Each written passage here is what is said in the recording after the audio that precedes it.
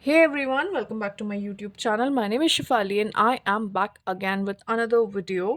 In today's video, we are going to discuss activities of NCERT class 10th chemistry से शुरू कर रही हूँ मैं और सच बताऊँ तो सिर्फ केमिस्ट्री तक ही कवर करूँगी मैं क्योंकि केमिस्ट्री ही सब्जेक्ट है मेरा। तो मैंने सोचा कि केमिस्ट्री एक ऐसा सब्जेक्ट है ना जो बच्चों को बड़ा डिफ़िकल्ट लगता है और अगर आपका फाउंडेशन अच्छा नहीं है केमिस्ट्री का तो 11th एंड 12th में बहुत प्रॉब्लम होता है आपको। बच्चे ले तो लेते हैं केमिस्ट्री को पर उनको उनके बेसिक नहीं आते और सारा का सारा ना केमिस्ट्री एनसीईआरटी में ही छुपा बैठा है। यहाँ से केमिस्ट्री से कोई भी क्वेश्चन आउट ऑफ सिलेबस नहीं जाता। अगर आपने एनसीईआरटी को अच्छे से पढ़ा है, अच्छे से आपको उसके कॉन्सेप्ट्स आते हैं, सब कुछ क्लियर है आपका एनसीईआरटी बेस्ड, तो आप सारे पेपर क्रैक कर सकते हैं। तो अब मैं पूरी एनसीईआरटी तो नहीं कवर करने वाली यहाँ पे, लेकिन एक्टिविटीज़ जो हैं एनसीईआरटी की, मैं सोच रही हूँ यहाँ से मैं हल्के-हल्के शुरू करूँ एंड देखते हैं कैसा रिस्पॉन्स आता है इन वीडियोज़ में, उसके हिसाब से मैं काम करूँगी। होपफुली मैं बहुत जल्द पूरे चैप्टर्स भी कवर करूँगी, बट अभी के लिए तो सिर्फ एक्टिविटी बेस्ड ही करने वाले हैं हम काम। और सुना होगा आपने न्यूज़ में, अगर आप अपडेटेड रहते हैं तो, नई एनईपी जो है 2020 वाली, उसके हिसाब से 11th एंड 12th का थोड़ा बहुत जो पैटर्न है, एग्जामिनेशन पैटर्न, वो चेंज होने वाला है। अभी तक सिर्फ 40% रीजनिंग बेस्ड क्वेश्चन आते थे, जैसे कि आपके एमसीक्यूज हो गए, केस बेस्ड हो गए, एजर्शन रीजनिंग हो गया। अब वो 40% से हटा के 50% कर दिया गया है। मतलब जो आपके long answer and short answer questions आते हैं उनका वेटेज कम करके ये वाला इन चीज़ों का वेटेज ज़्यादा कर दिया है। तो इसका मतलब ये जो एक्टिविटीज़ हैं इनको आपको स्किप नहीं करना है। हालांकि 10th के लिए भी ये नहीं आया है, लेकिन देर नहीं करेंगे वो 10th में भी इसे इम्प्लीमेंट करने में। और इसी को ध्यान में रख के आपके जो हाफिल के पेपर्स बनाते हैं आपकी टीचर्स स्कूल में, वो भी यही काम करेंगे। सो हम एक्टिविटीज़ को मिस नहीं करेंगे और इसीलिए मैं एक्टिविटीज़ पे ये वीडियो लेके आई हूँ और मैं 2 मिनट से बोल रही हूँ। तो अब चलिए, ज़्यादा टाइम नहीं वेस्ट करते, पहला चैप्टर शुरू कर रहे हैं हम क्लास 10th का, chemistry reaction, chemical reactions and equations. और ये रही आपकी पहली activity. So the activity 1.1 says, पहले तो क्वेश्चन दिया है आपको, केयरफुल रहने को बोल रहे हैं, सतर्कता बरतने को बोल रहे हैं। This activity needs the teachers assistance, it would be better if students were suitable eye glasses. वैसे मोस्टली टीचर्स ये क्लास 10th तक बच्चों से एक्सपेरिमेंट्स नहीं करवाती है ना, हम भी नहीं करवाते अपने स्कूल में। हम भी स्टूडेंट्स को खुद ही परफॉर्म करके दिखाते हैं क्लास 10th तक। तो इसलिए सीधे स्किप करके ये आते हैं पहले पॉइंट पे। Clean a magnesium ribbon about 3 to 4 centimeter long by rubbing it with sandpaper. Second, hold it with a pair of tongs, burn it using a spirit lamp or burner, and collect the ash so formed in a watch glass as shown in figure 1.1. Burn the magnesium ribbon, keeping it away as far as possible from your eyes. What do you observe? So let me take a rough copy with me. Just a minute. सो एक magnesium ribbon लेने को बोल रहे हैं आपसे। ये magnesium जो है इन रिबन के फॉर्म में कुछ इस तरीके से आपको मिलेगा। बोल रहे हैं 3 to 4 centimetre long magnesium ribbon आप लीजिए और इसे सैंड पेपर से क्लीन कर लीजिए। ठीक है। अब पहला सवाल जो यहाँ पे आता है वो ये आता है कि हमें सैंड पेपर से इसको क्लीन करने की ज़रूरत क्यों पड़ी। तो देखिए, मैग्नीशियम रिबन के ऊपर मैग्नीशियम ऑक्साइड की एक लेयर प्रेजेंट होती है जिसे हमें क्लीन करने की ज़रूरत होती है। क्या होगा अगर हम इसे सैंड पेपर से रब ना करें? तो जब आप इसे बर्न करना चाहोगे, आप कोई बर्नर लगा के यहाँ पे इसे बर्न करना चाहोगे, तो ये कुछ टाइम तक तो यहाँ पे बर्न होगा और फिर बुझ जाएगा। फिर कुछ टाइम बाद आप फिर जलाओगे, फिर थोड़ा सा बर्न होगा और फिर बुझ जाएगा। तो ये बार-बार जो ये जल रहा है और बुझ रहा है, उसको अवॉइड करने के लिए अगर आप चाहते हैं कि कंटिन्यूअस बर्निंग हो, तो आप इसे सैंड पेपर से रब करोगे। ठीक है? ताकि ये मैग्नीशियम ऑक्साइड की जो लेयर है जो उसे प्रिवेंट कर रही है बर्निंग से, वो ख़त्म हो पाए। तो ये काम पहले आप करेंगे। सेकंड चीज़ ये आपसे बोल रहे हैं, जब आपने सैंड पेपर से इसे रब किया, उसके बाद अपनी आँखों से दूर ले जाके थोड़ा-सा डिस्टेंस पे इसे बर्न करेंगे। अब आँखों से दूर ले जाके क्यों बर्न करना है? क्योंकि यहाँ से ये एक एक्ज़ोथर्मिक प्रोसेस होता है, ठीक है? इस साल क्लास 10th वाले सीख लेंगे कि एक्ज़ोथर्मिक रिएक्शंस क्या होती हैं। ऐसी रिएक्शंस होती हैं एक्ज़ोथर्मिक रिएक्शंस जिसमें हीट प्रोड्यूस होती है। प्रोडक्शन ऑफ हीट दिखाती है वो आपको। हीट प्रोड्यूस हो रही है तो इसका मतलब क्या है कि आपका एक्ज़ोथर्मिक रिएक्शन है। तो अब अगर इससे हीट निकलेगी तो वो हीट जो है आपकी आँखों को डैमेज कर सकती है, आपकी आईसाइट डैमेज कर सकती है। दैट इज़ द रीज़न कि आपको यहाँ पे ग्लासेस पहनने को बोल रहे हैं, सूटेबल ग्लासेस आपने पहनने चाहिए। ओके, अब इसका रिएक्शन क्या होगा?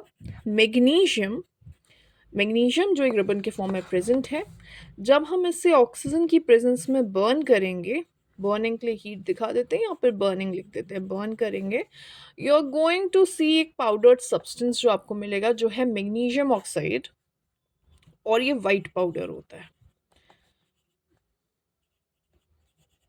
White powder. तो ये रहा आपका activity 1। Let's move to activity 1.2 on page number 2. First point is take lead nitrate solution in a test tube. तो अब हम साथ में करते भी चलते हैं। बोल रहे हैं कि एक लेड नाइट्रेट क्या होता है? Lead nitrate is your PbNO3 whole twice. ये आना चाहिए आपको फॉर्मूलेस बनाने, ठीक है? अगर आपको नहीं आते, प्रॉब्लम है, तो क्लास 9th का वो टॉपिक क्लास 9th में आता है, अच्छे से पढ़िएगा आप उसको, ठीक है? क्लास तो लेड नाइट्रेट को ले लीजिए टेस्ट ट्यूब में। सेकेंड पॉइंट बोलता है इसमें ऐड करो potassium iodide solution. Potassium iodide is your KI। इसमें ऐड करो, what will you get? What do you observe? क्या ऑब्जर्व करोगे आप? तो जब आपने लेड नाइट्रेट लिया और इसमें पोटेशियम आयोडाइड का सॉल्यूशन डाला तो आपको मिलता है PbI2, लेड आयोडाइड और पोटेशियम नाइट्रेट मिलता है, ठीक है? अब जो ये लेड आयोडाइड होता है ना, this is yellow in colour, ये येलो कलर की PPT होती है। अभी बहुत सारे टर्म्स नए हैं आपके लिए, जैसे कि PPT क्या होता है, प्रेसिपिटेट बोलते हैं इसको, ये क्या है, और कैसे पता चला कि येलो कलर की ही PPT मिली है। ये एक्सपेरिमेंट आपकी टीचर आपको परफॉर्म करके दिखा भी सकती है, क्योंकि ये लेड का टेस्ट होता है। अगर आपके पास लेड नाइट्रेट का सॉल्ट है, उसमें आप पोटेशियम आयोडाइड का सोल्यूशन डालते हैं, तो एक येलो कलर का आपको सॉलिड मास देखने को मिलता है, जो आपको ये दिखाता है कि आपके पास लेड आयोडाइड का फॉर्मेशन हुआ है। सो जब आपसे पूछ रहे हैं what do you observe, so this is what you observe, एक येलो कलर का PPT formation which is because of the formation of lead iodide. Okay, याद होना चाहिए आपको ये। Let's move to activity 1.3. First point is take a few zinc granules in a conical flask or a test tube.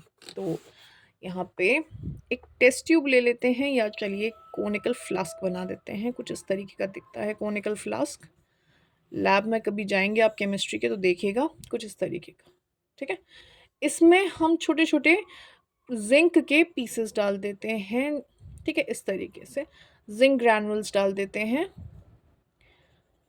फिर next point बोल रहा है add dilute hydrochloric acid और सल्फ्यूरिक एसिड टू दिस। अब इसके अंदर या तो HCl डाल दो या तो H2SO4 डाल दो। तो मैं चलिए H2SO4 डाल देती हूँ, ठीक है? इसमें मैंने डाला H2SO4, ये पानी जैसा जो दिख रहा है आपको यहाँ पे बनाया मैंने, दिस इज H2SO4, और ये पीसेस जो हैं ये जिंक के हैं। अब क्या होगा? अच्छा, एक और क्वेश्चन दिया है आपको यहाँ पे, handle the acid with care. Of course acids को तो हमेशा केयरफुली हैंडल करना चाहिए, बर्न कॉज कर सकते हैं, वो कोरोजिव होते हैं बहुत। पॉइंट 3 बोलता है do you observe anything happening around the zinc granules? क्या आपने कुछ देखा? तो बिल्कुल आप देखेंगे, जिंक जो है जब आप जैसे ही आप एसिड डालोगे तो यहाँ पे बबल्स उठने लगेंगे, एसिड में बबल्स उठने लगेंगे। और ये जो बबल्स हैं ये बनते हैं because of the formation of hydrogen gas. यहाँ पे हाइड्रोजन गैस इवॉल्व होती है जिसकी वजह से ये बबल्स आते हैं, ठीक है? Now next is touch the conical flask और test tube, is there any change in its temperature? अब जब आप इसको बाहर से टच करेंगे तो आप ऑब्जर्व करेंगे कि ये हल्का सा हीट अप हो चुका होगा, हल्का सा हॉट हो गया होगा आपका कोनिकल फ्लास्क, क्योंकि ये एक एक्सोथर्मिक रिएक्शन है। और जो एक्सोथर्मिक रिएक्शंस होती हैं वो हीट प्रोड्यूस करती हैं।